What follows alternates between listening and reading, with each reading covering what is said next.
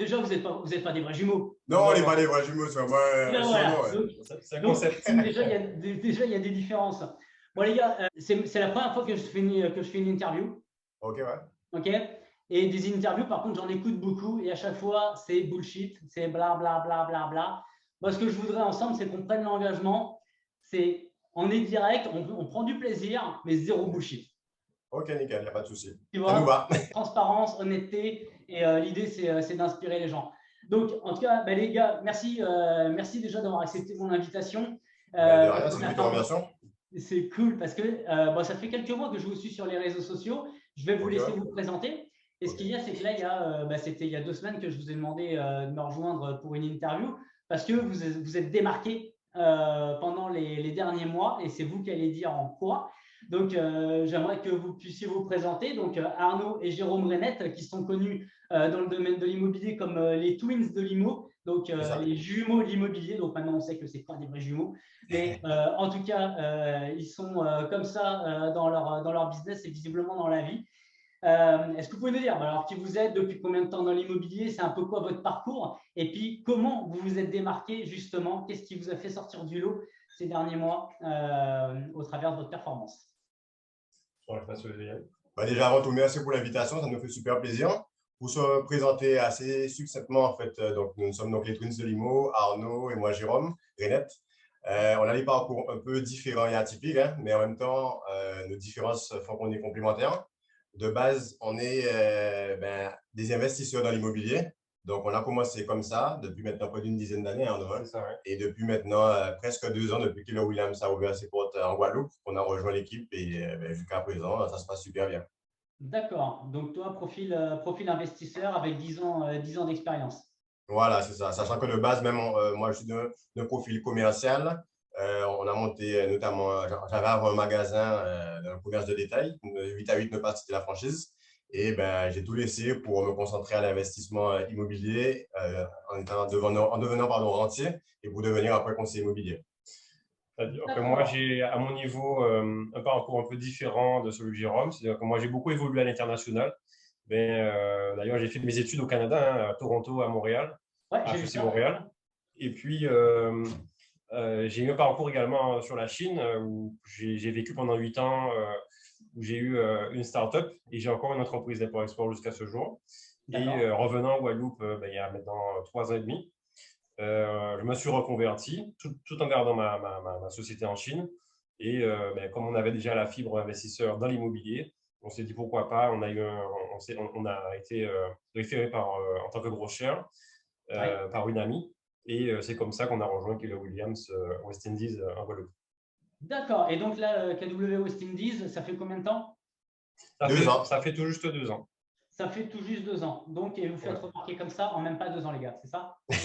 Ouais, c'est ça. Ouais. C'est-à-dire que j'ai envie de dire, je ne veux pas dire que nous sommes dans le succès, mais dans tous les cas, c'est une accumulation d'expériences passées, positives ou négatives, qui fait qu'après, lorsqu'on aborde un nouveau business, on est plus performant puisqu'on apprend de nos erreurs, de nos échecs et on retient justement les bonnes pratiques qu'on avait avant. Et forcément, on va plus vite que quelqu'un qui débute dans l'entrepreneuriat. Et on est en mesure de respecter, de mettre en place des process qui permettent d'avoir de l'efficacité rapidement, quoi. Ah, mais clairement, et puis on en parlera tout à l'heure parce que je vous ai préparé quelques questions quand même sur un fil conducteur où justement je trouve qu'il y en a beaucoup dans les interviews qui sont en train de hurler leur succès et qui comme chuchotent leur coup dur. Mais j'ai l'habitude des entrepreneurs et tous ceux qui connaissent le succès ont eu des coups durs et ont trouvé une façon de s'en sortir. Donc ça, je vous poserai la question tout à l'heure justement, vous pouvez y réfléchir.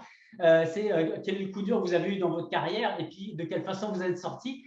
Mais avant d'arriver là-dessus, on y répondra tantôt, c'est qu'est-ce qui s'est passé dans le dernier trimestre et qui fait que je vous ai demandé de me rejoindre sur cette interview. C'est vrai qu'on a eu 3 prix en fait, hein.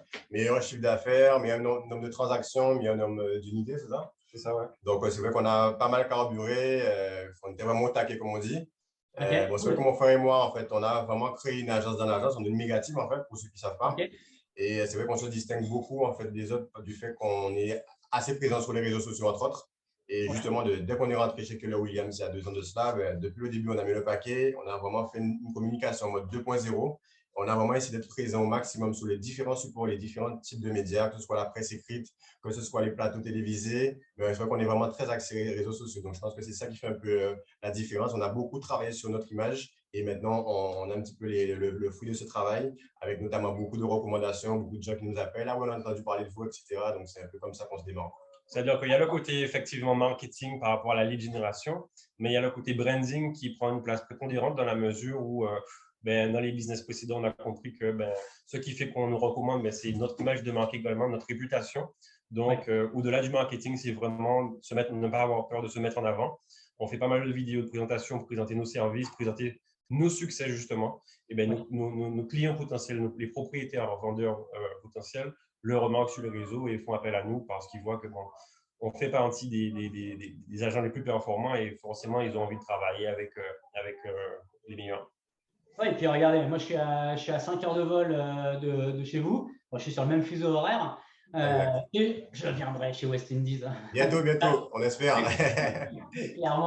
Clairement. Et dans ce domaine du marketing, par exemple, puisqu'on est sur ce sujet-là, est-ce que lequel des deux avait cette appétence justement pour le marketing? Lequel des deux le plus spécialisé dans ce domaine-là?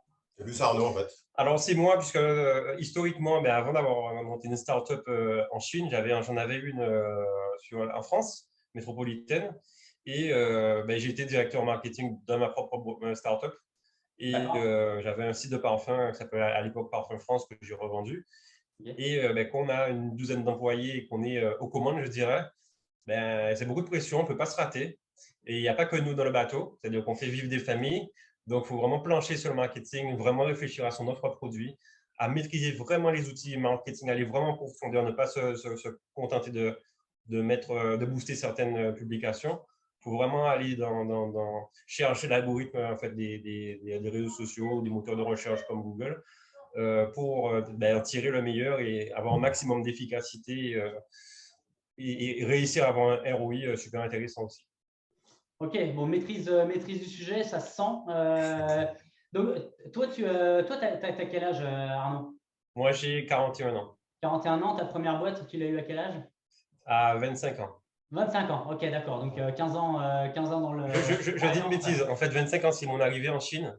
J'avais 21 ans. C'est lorsque je faisais des études dans le leadership à HEC Montréal. J'ai créé une société de multimédia avec 2 associés. Et donc, j'avais 21 ans. D'accord. Donc, 20 ans d'expérience dans différents éléments dans l'entrepreneuriat, mais en tout cas, le marketing, quelque chose auquel tu as l'air assez sensible. Mais visiblement aussi des êtres humains, parce que je note quand même que de ce sentiment d'une responsabilité quand il y a plusieurs familles dans le même bateau, ça, c'est quelque chose qui a l'air chevillé au corps et moi, je mets ça dans la case valeur. Et c'est vraiment très important. Et toi Jérôme, toi tu donc 41 ans aussi? Non, moi je suis plus jeune en fait. Moi j'ai 39 ans, je suis le petit frère. Ouais. D'accord, ok. Donc en fait, vous n'êtes pas jumeaux, quoi. Ouais, c'est ça.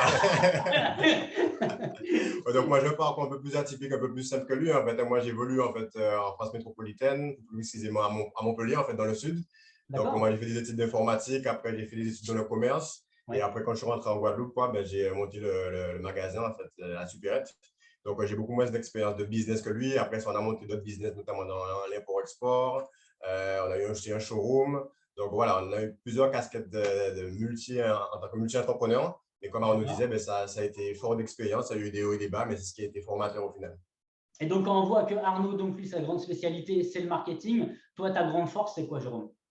Moi, je pense que c'est plus déjà de un, en fait, j'ai beaucoup de relationnels, j'ai beaucoup de réseaux en Guadeloupe. J'ai évolué en fait à l'époque dans la musique, donc ce qui fait que déjà j'avais une certaine déjà renommée, donc les gens me connaissaient déjà par rapport à ça à l'époque.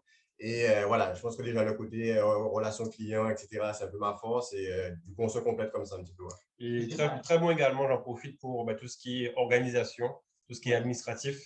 Donc moi je suis peut-être plus, on va dire, fonceur. Je pense plus la stratégie globale et on fonce. Et lui, il sera peut-être plus mesuré, mais plus dans l'organisation des process. C'est vrai que j'ai un profil plus C en fait, donc du coup, moi, je suis un peu plus organisé, structuré et consciencieux. D'accord, ok. Bon, on ne va pas rentrer dans les détails des tests disques. Ouais, disque. Quand même pour expliquer, parce que là je ne vais pas couper ça au montage. Donc, test disque, les D, les I, les S et les C, les D, les dirigeants, les rouges, les verts, les jaunes, c'est les I, les verts, c'est les S, plutôt steadiness. Et puis, les C, très organisés, très process. Donc, eux, c'est les bleus. Et toi, Arnaud, tu te situerais davantage dans quelle couleur sur le disque? Moi, je suis carrément D, un vrai D. Un vrai D, ok. Avec Pur et dur, ouais. C'est droit au but, ouais. Un trait bleu, un trait rouge. C'est ça. Ok. Et donc, une belle performance, donc un travail acharné, de l'expérience que vous avez mis en place depuis 2 ans et que là, vous êtes reconnu au travers meilleur chiffre d'affaires, meilleur nombre de ventes sur le dernier trimestre. Comment est le marché en Guadeloupe? Parce que le succès, disons que si le marché de Guadeloupe prend 20% et que vous prenez 20% de croissance, on s'entend que c'est grâce au marché. Mais que si le marché prend 20% de croissance et que vous en prenez 40%, ça veut dire que vous prenez 20% de part de marché. D'accord? Absolument. C'est-à-dire que le marché en Guadeloupe… Donc, comment est le marché en Guadeloupe et qui nous permet de vous positionner par rapport à ce marché-là? Voilà, je dirais en fait que le marché en Guadeloupe il est très dynamique. On est sur un marché où il y a beaucoup plus de demandes que d'offres. Donc, c'est à notre avantage, bien qu'il y ait une multitude d'agences immobilières et de conseillers immobiliers de façon générale. On se distingue justement par le côté de transparence. On n'a pas peur de se mettre en avant, d'expliquer ce qu'on fait concrètement aux clients. Voilà, souvent on a tendance quand on a un business à rester un peu en retrait. Nous, on n'hésite pas à se mettre en avant, que ce soit dans les médias, que ce soit sur les réseaux sociaux, pour justement gagner plus de confiance. Pardon? Vous utilisez beaucoup la vidéo. Ouais, carrément. Ouais. Oui, c'est un média en fait sur lequel on se sent à l'aise. D'ailleurs, on a créé une chaîne YouTube, Vente Flash Immo TV, sur laquelle on a des thématiques uniquement sur l'immobilier en Guadeloupe. Et ça nous permet justement de travailler notre branding et d'asseoir notre crédibilité pour être perçus comme des experts en fait de l'immobilier. Et pour rejoindre ce que disait Arnaud à l'instant, c'est vrai que nous, en fait, on a la casquette d'investisseur. Et comme on a beaucoup communiqué dessus, en fait, à travers nos vidéos à l'époque, les gens vraiment nous perçoivent comme des experts de l'immobilier parce qu'on a notre approche qui est différente de conseiller classique. On va aller sur un bien, on pourra donner en fait nos idées, nos suggestions, comment améliorer la rentabilité, peut-être casser un mur, etc. Chose peut-être qu'un conseiller classique n'aurait pas fait. Donc, c'est vrai que l'on est perçu vraiment comme des experts de l'immobilier, quoi. Et c'est d'ailleurs une des premières vidéos que j'ai vues de vous. Et puis, c'était Jérôme que j'avais vu justement sur cette vidéo sur les ventes flash. Ok, très bien. Vous pouvez nous parler de ça, des ventes flash? Alors, c'est justement comme ça qu'on s'est fait connaître. On a mis en place, d'ailleurs, le concept dans notre page, notre marque commerciale, c'est Vente Flash Immo, qui va bientôt être renommé par les Twins de l'Immo. Mais c'est véritablement l'organisation, faire en sorte que l'immobilier devienne événementiel. Faire de la vente événementielle en immobilier, ça ne s'était jamais fait en Guadeloupe et même dans la Caraïbe. Donc, on prend un bien sur lequel on communique massivement, on donne une date et on essaie d'avoir un maximum d'acquéreurs possible sur cette date, uniquement en avant-première pour ceux qui font partie de notre réseau, nos réseaux, nos groupes WhatsApp, notre page Facebook. Et si toutefois on ne trouve pas d'acquéreur le jour même, alors on va balancer cette annonce sur les sites classiques qu'on connaît, le Bon Coin, etc. Et donc, on communique beaucoup en fait en réseau et on a vraiment comment faire un petit réseau privilégié d'investisseurs chauds et qualifiés de par nos groupes WhatsApp et notre page Facebook, etc. Donc, en fait, avant de publier sur les sites commerciaux classiques et grand public, on communique avant tout à ces personnes-là. On dit voilà, tel jour, telle heure, de telle heure à telle heure, tel bien à tel prix. Voilà, c'est le rendez-vous, c'est le good deal de la semaine. Allez-y. Et l'idée, c'est d'avoir un maximum d'offres le jour J, de vendre rapidement. En fait. L'idée, c'est vraiment créer le sentiment d'urgence. Clairement, parce que si les gens ne posent pas action maintenant, le lendemain, il y aura encore plus de concurrence. En fait, c'est comme des visites libres, mais fait en événement exclusif pour vos clients, c'est ça? C'est Voilà, exactement tout à ça. fait ça. C'est-à-dire que nous, en fait, par rapport au showroom qu'on avait avant, en fait, en tout ce qui est prêt-à-porter, on avait déjà ce concept de vente flash, vente pardon, événementielle. Et on s'est dit, mais pourquoi pas adapter ça justement à l'immobilier? Ce serait une première en Guadeloupe, en tout cas. Personne ne le faisait. Et on s'est dit, ben, why not? Et on a balancé. Et on a vu que le concept, il a plu, ce petit côté un petit peu immédiat, instantané. Il ne faut pas louper la bonne affaire du moment. Et les gens adhèrent et demandent justement à rejoindre nos groupes, en fait. Donc, c'est vraiment tip top, quoi. Ok, donc bon, bah, plusieurs éléments qui font la recette de votre succès. Mais justement, avant d'avoir les ingrédients clés de votre réussite, moi j'aimerais savoir, c'est quoi votre définition, parce qu'on a tous une définition différente, c'est quoi votre définition du succès? Bon, je vais commencer. Alors, pour moi, déjà, le succès, déjà, c'est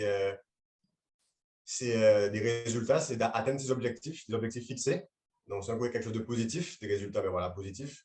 Et c'est vraiment sortir de sa zone de confort, quoi, et carrément tout exploser, quoi. En fait, pour moi, le succès ne va pas sans l'échec. Comme disait, je crois, Winston Churchill, qui disait, je crois, que le succès, c'est aller d'échec en échec tout en restant motivé. Et c'est totalement parlant pour nous de nos carrières respectives. On a connu justement pas mal d'échecs et ça nous a permis de rebondir, de prendre du recul, se remettre en question pour mieux affronter justement les nouveaux business. Et pour moi, l'échec, je ne le vois pas comme une fatalité, mais plus comme une expérience, comme quelque chose de formateur et qui permet de repartir 10 fois plus reboosté, quoi. Donc, c'est un petit peu ça l'idée.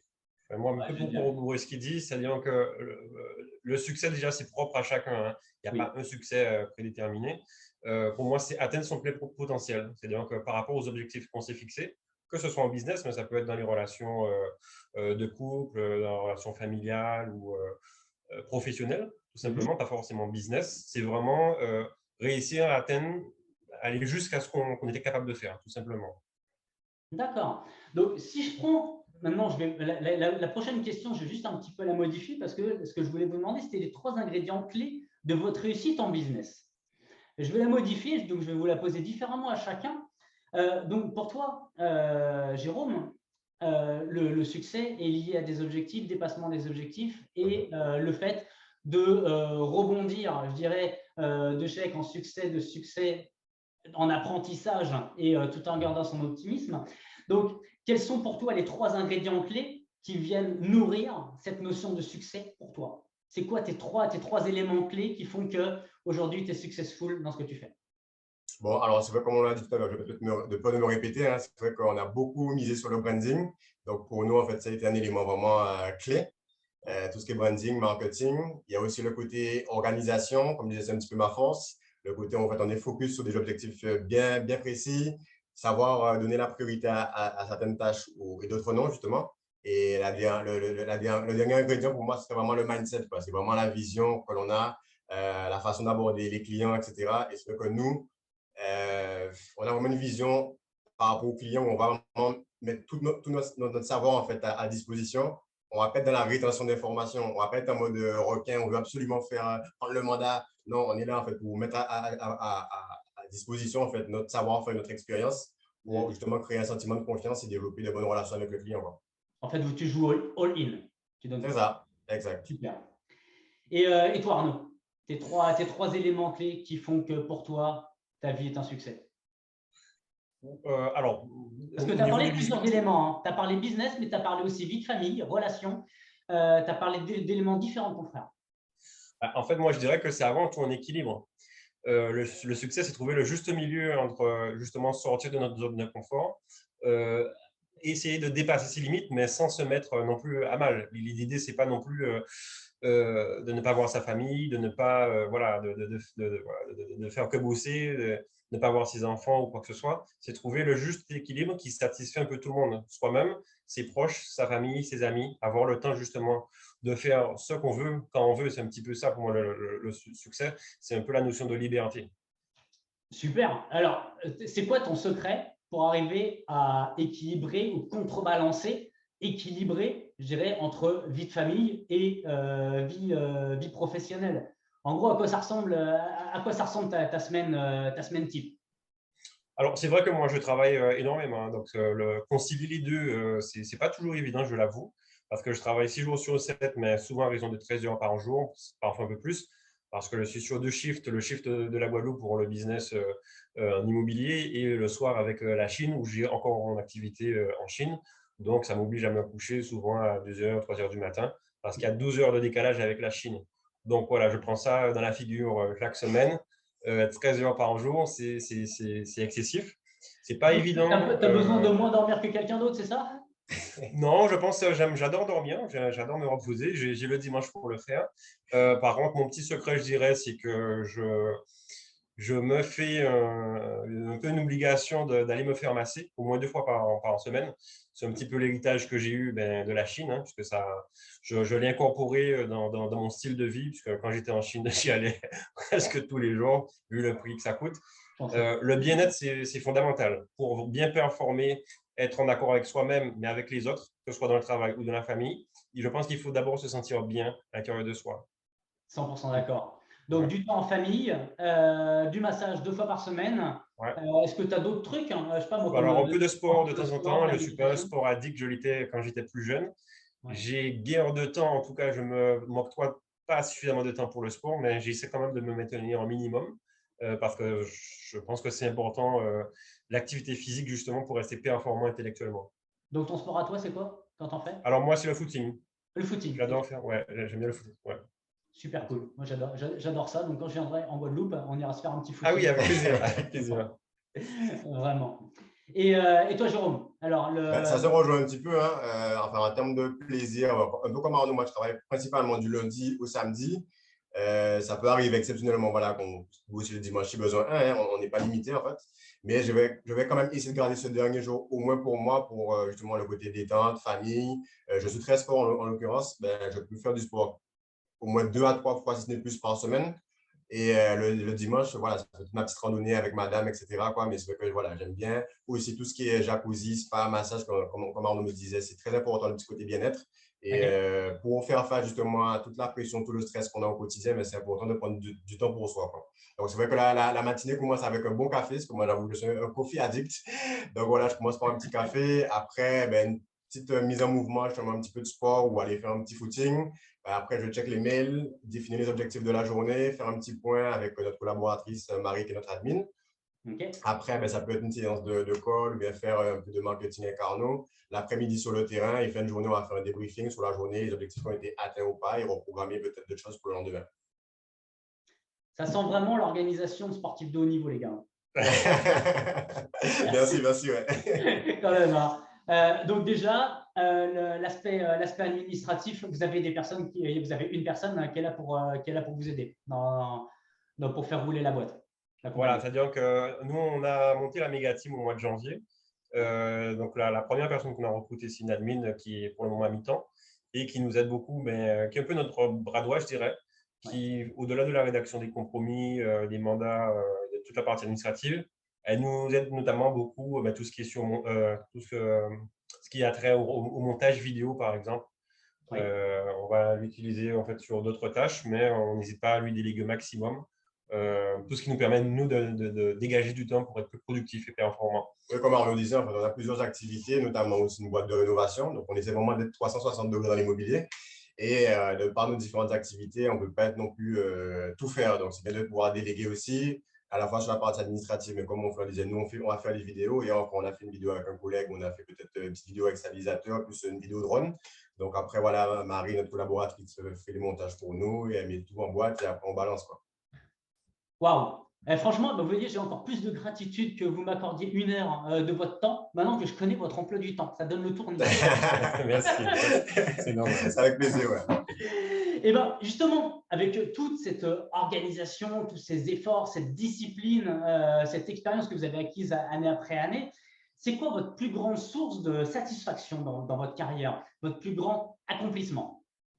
Je suis là. Ouais, alors moi, à titre personnel, hein, c'est justement ces dernières années où j'ai évolué en Chine pendant 8 ans, c'est vraiment déjà d'avoir appris le mandarin, d'avoir monté une start-up en Chine. J'ai eu un magasin, une parfumerie également en Chine, mais c'est d'avoir managé une équipe d'une vingtaine de Chinois sur la Chine. Okay. Alors, cette start-up n'existe plus aujourd'hui. J'ai encore une société d'import-export classique, mais ça a été une superbe expérience pour moi. J'ai appris énormément sur le management, sur les ressources humaines, le développement personnel. La Chine, c'était très, très formateur dans ma vie de tous les jours. avoir une façon de penser qui peut être peut-être différente des autres de nous occidentaux. Et moi, je dirais que c'est ce dont je suis le plus fier, en fait. Ouais. Wow. Alors, ce qui me concerne, moi, en termes de ça. Et puis je peux arriver aussi à comprendre ça étant moi-même expatrié, parce que je suis né en France, même si aujourd'hui je vis au Canada et je suis français et canadien. Je comprends cet aspect d'adaptation aux autres cultures qui pour moi fait juste partie de ma vie, c'est juste logique. Donc je peux arriver à comprendre qu'est-ce que tu peux ressentir. Merci d'avoir partagé. Je suis arrivé en Chine, je ne parlais pas un mot de chinois, il faut le dire, je ne parlais pas du tout le mandarin. Je suis arrivé un peu par hasard après avoir quitté Montréal. Du coup, j'ai dû tout réapprendre, et nouvelle culture, nouvelle vie et justement nouveau business. Donc, c'est vrai que ça a été une belle aventure. Et aujourd'hui, ben, c'est un actif dont je suis fier. Wow, magnifique. Et donc, autant que ton frère de nous partager sa plus grande satisfaction dans sa carrière. Alors justement, moi, ce qui me concerne, c'est plus le fait d'avoir accompli un de mes rêves, si je puis dire ça comme ça, c'est d'avoir pu accéder à ce qu'on appelle devenir rentier, en fait, donc pouvoir vivre de ses loyers. C'est vrai qu'à l'époque, comme je disais, j'avais une supérette, mais j'avais vraiment la tête dans le guidon, en fait. J'étais épanoui, certes, mais je n'avais pas de vie sociale. J'étais, en fait, dans le magasin H24, même quand je n'étais pas là, il fallait bosser, et dimanche et jour au foyer compris. Donc, mon idée, c'était toujours de me dire, ouais, ben, tôt ou tard, j'aimerais pouvoir tout plaquer et vendre et me dire que voilà, ben, j'ai une certaine indépendance et liberté financière et me dire voilà, je peux faire ce que je veux quand je veux. Et du coup, ben, au fur et à mesure, j'ai investi dans la pierre et ça a porté ses fruits. Et donc voilà, depuis 2018, quoi, ben, j'ai pu vendre le magasin et devenir rentier. Donc c'était un de mes plus grands accomplissements, une plus grande fierté. Ah, c'est chouette hein, quand on arrive à décorréler le temps de travail et l'argent. Ah ouais, non, carrément. Ça change la vie. C'est clair. Faire de l'argent quand on dort, c'est un concept qui est passé. Pareil, pour moi, c'est plus un concept parce que je le vis également, sans forcément être rentier parce que je dois continuer de travailler. Mais la notion des revenus passifs, c'est tip top, ouais. C'est tip top. Tip top. Donc, on le disait, on avait dit en préambule, donc là, on a parlé de succès, etc. Mais on parle souvent des plafonds de verre. D'accord. Enfin, moi, l'image que j'ai des plafonds de verre, c'est que généralement, c'est plus une porte dans la gueule. Mais que, OK, tu vas te prendre un coup, mais après, tu te relèves et tu vas de l'avant et tu vas encore plus loin, plus haut que précédemment. Alors, moi, j'aimerais vous connaître, là, c'est quoi votre grosse galère que vous avez eue dans votre carrière? C'était quoi et comment vous en êtes sorti? Et moi, je pense que ma plus grosse galère, ce qui me vient comme ça de façon spontanée, c'est justement par rapport au magasin qui, malheureusement, au niveau des chiffres, ben, c'était en déclin parce qu'il y a eu deux gros concurrents, deux grands géants avec deux grosses enseignes qui sont arrivés la même année et qui ont voulu écraser tous les petits qui étaient autour. Donc, j'avoue, c'était vraiment un coup dur quand, justement, pendant des années, on prenait de très beaux scores, de très beaux chiffres, de belles performances, que du jour au lendemain, tout s'écroule. J'avoue, c'était vraiment difficile à accepter. Parce qu'on limite, on a l'impression que c'est de notre faute, d'une mauvaise gestion ou autre. On ne peut pas du tout. C'est un contexte, un environnement qui a fait que. Donc, j'avoue que du jour au lendemain, peut-être de devoir licencier du personnel, etc., franchement, c'était vraiment dur. Donc, je l'ai vécu un peu comme un échec. Mais après, en prenant du recul, je me suis dit, bon, ben, c'était finalement une très bonne expérience. Il y a eu des hauts et des bas, certes. Mais au final, j'en suis sorti grandi, quoi, et ça m'a donné plus de force et de motivation et de hargne, quoi, pour la suite, quoi. Merci beaucoup. Ouais, ouais. Et à toi, Arnaud?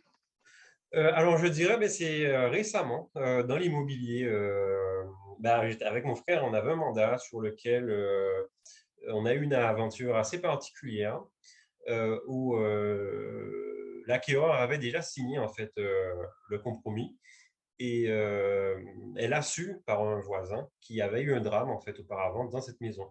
Donc forcément, elle était très remontée contre nous. Elle pensait qu'on avait l'information, qu'on était informé. Forcément, elle ne voulait plus du tout acheter. Et il a fallu tout un travail, entre guillemets, de relationnel, c'est-à-dire de discussion, d'accompagnement, de faire preuve d'écoute, d'empathie, réconcilier justement l'acquéreur avec le propriétaire qui, lui, s'était gardé de nous dire ça. Et voilà, absolument. Et ça a été justement de rattraper cette vente qui était, j'aurais dit, perdue d'avance. Donc voilà, c'était vraiment l'empathie a énormément joué. On a essayé encore une fois, une des règles du succès, c'est toujours d'apporter en fait de la valeur ajoutée à la personne qui est en face de nous. Donc, nous, à notre niveau, on a pris sur nous, on a fait une proposition, c'est-à-dire on a repeint tout l'extérieur de la maison pour leur donner un autre cachet et donner au bien une nouvelle vie. Voilà, donc c'était dans la symbolique. Et c'est vrai que la Une propriétaire nouvelle vie par rapport à le drame, absolument, une renaissance. Voilà, c'est absolument. ça. Un peu Exact. version Phoenix. C'est C'est ça, ça, c'est un peu c'est ça, ouais. exactement ça. Donc, c'était très symbolique, fort en émotion. La propriétaire, l'acquéreur, pardon, elle a énormément adhéré à l'idée. Elle nous a fait confiance. On lui a promis une date. On a anticipé la date où la peinture a été faite. On a pris ça à notre charge et franchement, elle n'arrête pas jusqu'à maintenant de nous remercier, de l'avoir convaincu d'aller jusqu'au bout de la transaction. Belle histoire. Belle Ouais, histoire. carrément. Vraiment. Non, Maintenant, un tour de magie au niveau de la façon dont vous formez pour apprendre des nouvelles choses. Vous utilisez quoi? Les formations de KW, des livres? Alors, très sincèrement, les formations KW, je les ai faites tout au début, dès que la première année, enfin les premiers mois. Bon, j'avais lu le MRI, le The One Thing, mais beaucoup de livres, en fait, depuis que je suis au Canada, enfin, depuis que quand j'ai voulu au Canada, à l'époque, je lisais déjà pas mal de livres sur le développement personnel, sur la vente. Alors, c'est des anciens, comment dire, auteurs qui sont peut-être plus à la mode aujourd'hui, même s'il y en a qui sont encore là, comme Anthony Robbins, etc. Mais c'est beaucoup de développement personnel, surtout sur YouTube. Je suis pas mal de choses des Américains. Moi, je dis français, peut-être francophone, Franck Nicolas, par exemple, que je suis aussi. Mais voilà, tout ce qui est attrait au marketing, moi, j'adore. Je regarde ça sur YouTube essentiellement. Ouais, ok. Un peu comme Arnaud, en fait, hein, moi, c'est beaucoup sur YouTube, mais aussi j'ai fait pas mal de formations. C'est vrai que je suis beaucoup axé sur le côté investissement, donc j'achète beaucoup de formations sur les investissements, l'achat-revente, enfin bref, il y en a pas mal. Donc, en plus des formations KW, bien sûr, ben, on complète à côté avec ces supports, quoi. Et je pense que ça, c'est vraiment très important puisque ça nous permet d'avoir une vision un peu 360, de ne pas se cantonner justement uniquement la vision Keller Williams, pas uniquement au métier du conseil immobilier, mais de toucher vraiment à l'ensemble de tous les aspects de l'immobilier. C'est vrai que lorsqu'on vient sur un bien où on est en mesure de donner soit des conseils de homestaging au client, ou bien de lui montrer comment on peut optimiser sa rentabilité, là, on sort peut-être du cadre conseil immobilier, c'est plus la casquette investisseur. Mais aux yeux de l'acquéreur, ça fait toute la différence. Et il est agréablement surpris d'avoir des informations qu'il ne trouvera pas forcément ailleurs, ni sur Internet ou quoi que ce soit. Ah, mais clairement. Et puis, moi, ce que je dis à toutes les personnes que j'ai en coaching, c'est que l'agent immobilier, avant d'être un agent immobilier, c'est un individu. Et puis, c'est écrit sur la couverture du MIRIA, donc le livre rouge de Gary Keller, ce n'est pas à propos de l'argent, c'est à propos de devenir la meilleure version de soi-même. Ouais, bien sûr. Et comme toi, comme tous les deux, vous regardez beaucoup de vidéos. Moi, je mange des livres, c'est 10-15 pages, 10-15 pages par jour. Donc, c'est 300-350 pages. Enfin, c'est minimum un livre par mois, plus un podcast par semaine, etc. Moi, j'en ai fait vraiment une priorité depuis longtemps. Que ce soit des Anthony Robbins, Maxwell ou les autres, ou même Franck Nicolas, que j'aime beaucoup aussi. De toute façon, il y a un socle commun. Oui, absolument. Sur que je vois les règles du succès, on va dire. Et puis après, chacun a son petit 20%, ça a un peu son côté crème glacée à lui. Mais c'est sûr qu'il y a des fondements, des fondations qui sont à prendre. Oui, par exemple, je suis beaucoup Grant Cardone, alors qui est très à l'américaine, qui ne colle pas forcément au modèle français, mais j'essaie quand même de m'inspirer, bon, parce que parfois il est un peu too much, en tout cas de notre point de vue francophone, mais d'essayer de prendre l'élixir en fait, de ce qu'il veut faire ressortir et l'adapter en fait à notre marché. Ouais. Mais disons qu'il y en a beaucoup, ils sont quand même hauts en couleur. Disons que ça prend de la place, ça envoie de l'énergie. Même tu le prends en français, Franck Nicolas, lui aussi, qui envoie une énergie à l'américaine, même s'il est français. De toute façon, Franck Nicolas, il vit à Montréal. Ça fait super longtemps, quoi. Mais bon, quand on voit par exemple un Tony Robbins sur scène, c'est sûr que ça déplace de l'air, non, ça déplace la foule. C'est clair. Dans la version Retour vers le futur. Imaginez, vous avez la possibilité de parler à celui que vous étiez il y a 10 ans, il y a 20 ans, et vous avez l'opportunité de lui donner un message.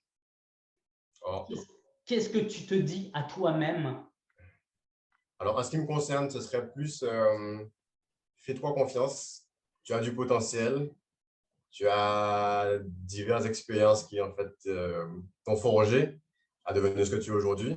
Tu peux le faire, fonce, et voilà, crois en toi, en fait. Parce que c'est vrai qu'en fait, moi, je suis très de nature à appréhender les choses si ce n'est pas un sujet que je maîtrise, notamment pour devenir même conseiller immobilier, alors que j'avais beaucoup d'expérience en tant qu'investisseur. Pour mon frère, c'était logique, tu vois, t'inquiète, on va tout déchirer en tant que conseiller. Moi, j'étais en mode frileux, en mode profil prudent. Ouais, mais est-ce qu'on va s'en sortir et tout, on ne connaît rien du tout dans le côté conseil immobilier. Donc voilà, moi, je joue ce côté un peu garde-fou, un peu prudent. Et voilà, je me serais dit, fais-toi confiance, ça va bien se passer et vas-y, fonce, donne le meilleur de toi-même. Et au final, c'est ce qu'on a fait en fait. Trop bien. Trop bien. Et toi, Arnaud, tu dis quoi à ton toi plus jeune? Je dirais tout simplement, reste focus. Alors, j'ai eu la chance d'évoluer. Alors, j'en ai parlé tout à l'heure au Canada, en Chine. J'ai également vécu au Brésil, à Paris aussi pendant 4 ans. Donc, j'ai été un peu un globe-trotter. Mais j'ai touché un peu à tout au niveau de l'entrepreneuriat. Alors, à la fois, ça m'a enrichi, je veux dire, sur le côté compétences, sur le côté mindset, mais je me suis souvent dispersé. Lorsqu'on est multitalent ou multipotentiel, on a tendance à vouloir faire trop de choses à la fois. Et en étant focus, on n'imagine pas la puissance du focus, en fait. Ça permet de décupler, en fait, nos résultats. Et ça, j'ai pu le voir dans une de mes activités. Et je pense qu'il n'y a pas véritablement de secret. On a tous les mêmes outils en tant qu'agent immobilier, en tout cas chez Keller Williams notamment.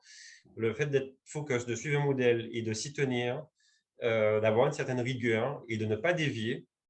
C'est facile de dévier aujourd'hui. On a beaucoup de distractions, les réseaux sociaux, etc., en perte de temps. En étant focus sur nos objectifs, je pense que véritablement, c'est une des clés pour de la réussite. Et si j'avais été focus beaucoup plus tôt, beaucoup plus jeune, ça demande de la maturité. C'est pas toujours évident de se dire ah non, ça je laisse de côté, j'ai une belle opportunité là, mais j'y vais pas, je continue à être focus sur mes objectifs. Waouh! Donc, maintenant que vous avez transmis ce message à votre vous plus jeune et que, en plus, maintenant, quelques années plus tard, vous avez l'expérience, c'est quoi pour vous l'étape suivante? Mais là, C'est quoi vos plans? l'équipe s'est agrandie au niveau de la méga team. Depuis la semaine dernière, on a recruté un spécialiste vendeur. Donc, c'est vrai que là, c'est une nouvelle aventure qui commence, qui se poursuit, on va dire. Mais c'est déjà en fait exploser ce fameux plafond de verre, exploser les chiffres et mettre en place de nouvelles stratégies, quoi. Alors, les chiffres, j'aime bien ça aussi. Alors, exploser les chiffres dans 12 mois. Alors, fin de chiffre d'affaires, objectif chiffre d'affaires 2022. Combien? Alors, j'ai envie de dire, c'est surtout janvier 2021. Notre objectif, c'est d'atteindre le cap, clairement. Okay. Donc, il nous reste 3 mois. Je pense l'idée, c'est même d'être un peu en avance sur cet objectif, mais c'est d'être capeur, d'essayer d'être les premiers capeurs de l'agence aux Antilles. OK. Ouais. Chouette. Et en se reparlant dans 1 an, dans 12 mois, qu'est-ce qui doit être arrivé dans les 12 prochains mois pour que vous puissiez vous dire 2022, yes, c'était vraiment incroyable? En fait, je pense que c'est surtout en termes d'organisation, on aurait voulu, alors pas se développer trop vite, mais avoir une méga team qui se soit agrandie, avoir des agents performants que nous accompagnons, qui suivent en fait notre philosophie, qui adhèrent un peu à notre mindset justement, qui nous suivent de là où on veut aller. Donc, c'est vraiment ça, avoir une méga team mûre, pas avoir de la quantité, mais vraiment de la qualité. Donc, travailler, j'ai envie de dire, de façon en symbiose avec eux pour vraiment qui reflète un petit peu notre état d'esprit, tout simplement. Génial. J'aime beaucoup ça, le côté symbiose et les gens d'abord. Moi, je suis un I, mais alors, il n'y a pas que du I, c'est I et D. Mais le I et les relations avec les gens, pour moi, sont primordiales. Et maintenant, ce que je propose, c'est à Jérôme qu'on te laisse le mot de la fin. Quelle est la dernière chose que tu as envie de partager avec nous? À quel niveau, en fait, de façon générale? Comme tu veux. Le mot de la fin, bon, tu mets beaucoup de pression là. Mais déjà, je tiens à te remercier pour l'invitation. C'est un honneur en fait déjà qu'on ait pu échanger avec toi. Et je passe un grand bonjour à tout le Canada et à tous tes collaborateurs, quoi. En espérant que tu puisses collègues dans les Caraïbes et en espérant que tu puisses venir bientôt nous rejoindre, nous faire un petit coucou. Ah oui, oui, mais j'y compte bien. J'y compte bien. Ça me tient vraiment à cœur. Ce sera avec plaisir, ouais. Et ça, celle-là, je ne l'avais pas prévu. Est-ce que vous avez une question pour moi? Mais justement, moi, j'aurais voulu connaître, parce que c'est vrai que nous, on te suit, dès qu'on est rentré à Keller Williams, on a entendu parler de Yann Raoul. On a d'ailleurs assisté au Mega Camp la première fois, on t'a vu aussi, la famille Réunion, pardon. Oui. J'ai envie de dire, parmi toute ton expérience justement en immobilier, j'imagine que tu as lu et relu le MRI, s'il fallait retenir qu'une seule chose justement de ta clé de succès, ce serait quoi? Alors, je vais répondre par rapport à un élément qui sont dans vos perspectives concernant les méga-teams. D'accord. J'ai été trop rapide pour recruter et j'ai été trop lent pour me séparer de personnes qui n'étaient pas au plus à leur place. D'accord. Donc, je dirais c'est que par rapport à cela, c'est toute la formation carrière visioning, c'est de la suivre une fois, deux fois, trois fois, quatre fois. De toute façon, toutes les formations, faites-le au moins 3-4 fois minimum. Et de prendre le temps qu'il faut pour recruter des vrais talents, les bonnes personnes avec les bons profils et au bon poste, aux bonnes places. Et de vraiment appliquer le côté onward des 30, 60, 90 et que c'est réciproque. C'est lumière verte ou lumière rouge. Et donc, on continue ou on s'arrête sur cette période d'essai, mais que c'est un choix réciproque. Autant de la part des leaders qui sont là, mais qui payent les salaires, même si en bout de ligne, c'est quand même les clients qui payent les salaires, c'est pas nous. Mais vous voyez ce que je veux dire, c'est que c'est nous qui avons la décision de tenir la barre du bateau. Donc, d'avoir le courage de prendre ces décisions qui sont parfois difficiles, de séparer de collaborateurs, parce que c'est des êtres humains, et que eux aussi ont cette liberté. Et de prendre soin de ces personnes, de prendre soin de les sélectionner et de prendre soin de les faire performer à leur meilleur. Vraiment, c'est une mission. C'est une mission. Et notre atout le plus majeur dans nos organisations, c'est les gens. Faut bien les choisir. Il faut bien en prendre soin. D'accord. C'est important. Merci beaucoup pour ta réponse, pour ton retour, ta transparence. Et je pense qu'on fera bon usage en fait de ton conseil. On prendra la graine, parce que on souhaite vraiment que notre méga-team soit un succès rapide. Mais comme tu dis, il ne faut pas brûler les étapes. Et c'est comme tout le reste. Vous allez avoir vos succès, vous allez faire des erreurs, vous allez apprendre de vos erreurs. Et d'ailleurs, c'est là qu'il y a les meilleurs apprentissages. Et en tout cas, soyez certains que si un conseil ou deux que je peux donner, n'hésitez pas à vous me demander. Et il y a d'autres collègues aussi qui sont toujours prêts à partager leur expérience. C'est super sympa en tout cas. Merci infiniment. C'est cool. Super cool.